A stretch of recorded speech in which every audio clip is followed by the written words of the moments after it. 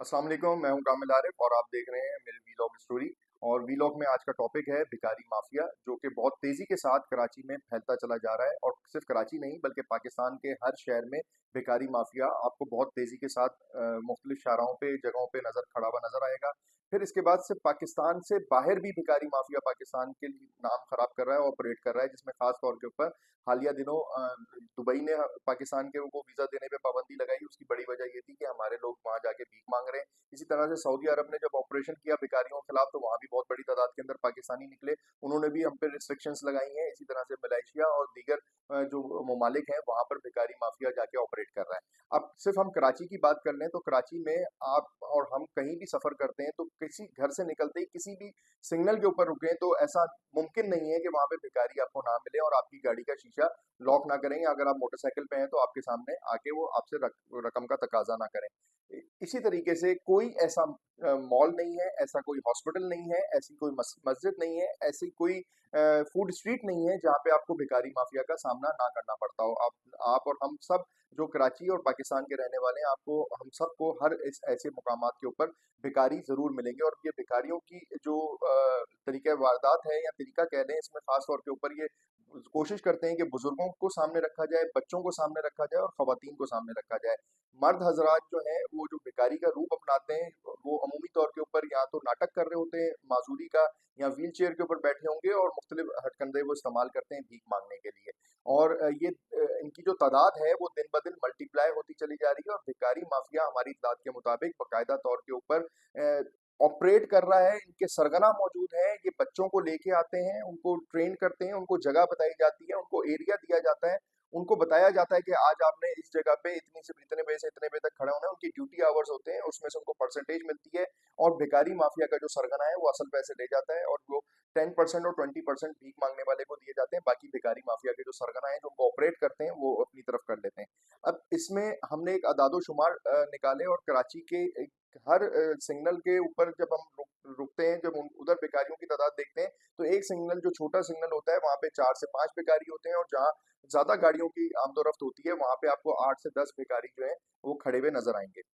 अगर हम इसकी एवरेज निकालें तो कराची शहर के अंदर तकरीबन 1 लाख भिखारी जो है एक अंदाजे के मुताबिक जो है हमें भीख मांगते हुए दिखेंगे। और 1 लाख को अगर हम सिर्फ इस पैसों से मल्टीप्लाई करने पे आए, तो आप ये समझें कि 3,000 अगर एक भिखारी रोज की आमदन कर रहा है या भीख मांगने में कामयाब हो रहा है, 3,000 रुपए सिर्फ जमा करने में कामयाब हो रहा है, तो उन 3,000 रुपए को 1 लाख से मल्टीप्लाई हम करते हैं तो 30 करोड़ रुपया यौमिया के हिसाब से ये भिखारी माफिया कराची की सड़कों से और मार्केटों और मुख्तलिफ मुकामात के बाहर से कलेक्ट करने में कामयाब हो जाता है। और इस 30 करोड़ रुपए को अगर हम 30 दिन से मल्टीप्लाई करें तो तकरीबन 9 अरब के लगभग की ये इकॉनमी बनती है। 9 अरब रुपए कराची की सड़कों से, पार्किंग प्लाजा से, शॉपिंग मॉल्स के बाहर से और फूड स्ट्रीट के बाहर से भिखारी माफिया जमा करने में बासानी कामयाब हो जाता है। और ये तमाम पैसे जो है वो बच्चों को दिखा के, खवातीन को दिखा के, उनको सामने रख के जो है जमा करने में कामयाब होता है।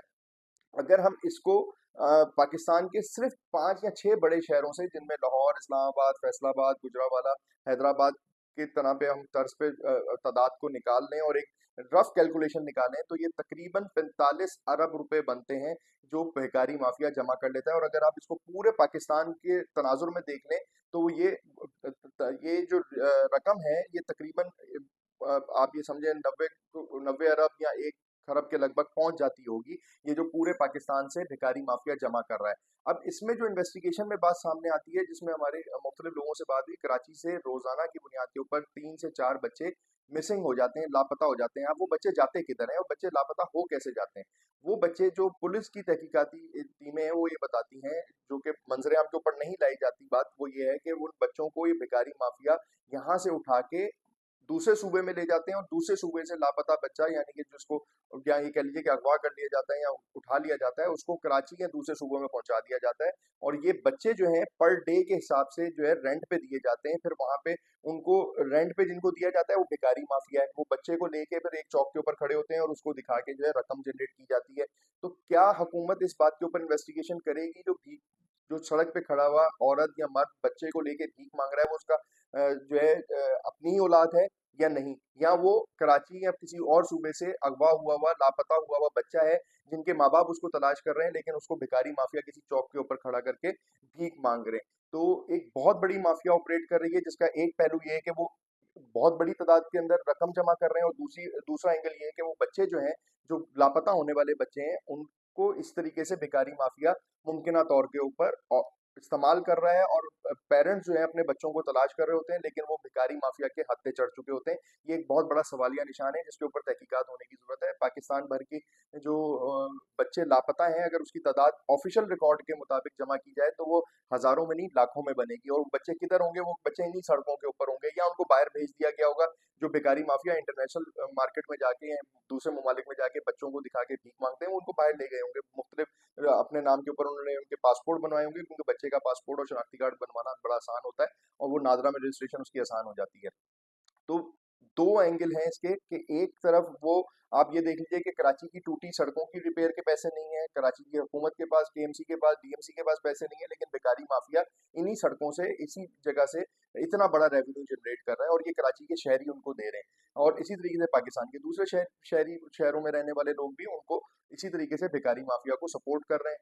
अभी बीच में आपने खबर देखी थी जो बहुत ज्यादा वायरल हुई थी, कि एक भिखारी माफिया ने अपने घर में 40वां करने के लिए 1 करोड़ रुपए का सिर्फ खाना किया, तो वो भी एक खबर थी।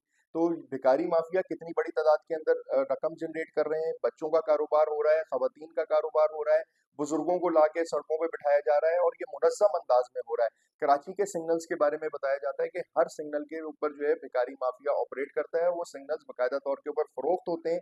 उस सिग्नल के ऊपर आके कोई दूसरा भिखारी भीख नहीं मांग सकता, क्योंकि वो कानून नाफिज करने वाले इदारे कह लें या मुतल्लिका इदारों को बात कर लें कि उनके साथ उनका नेक्सस है, उनको इजाजत दी जाती है, और उस जगह पे जो दूसरा भिखारी भीख मांगने आता है, जब तक वो उसका ठेका नहीं खत्म हो जाता, वो भीख वहां नहीं मांग सकता। इसी तरीके से हर महीने जो है एक सिग्नल से दूसरे सिग्नल्स पे ट्रांसफर किए जाते हैं, चेहरे बदले जाते हैं, पॉइंट्स बदले जाते हैं, ताकि आपको महीने बाद एक नया चेहरा नजर आए, वो चेहरा वहां से खत्म हो जाए, वो दूसरी जगह पे चला जाए। और ये भिखारी माफिया इस तरीके से ऑपरेट कर रहा है। फिर इसी तरीके से जब कराची में खास तौर के ऊपर रमजान का महीना आता है, तो पूरे पाकिस्तान से जो बेकारी माफिया है वो कराची का रुख करते हैं, मुख्तलिफ मुकामात के ऊपर खड़े होते हैं। कोई राशन जमा कर रहा होता है, कोई पैसे जमा कर रहा होता है, क्योंकि कराची में लोग बहुत ज्यादा सदका ज़कात करते हैं।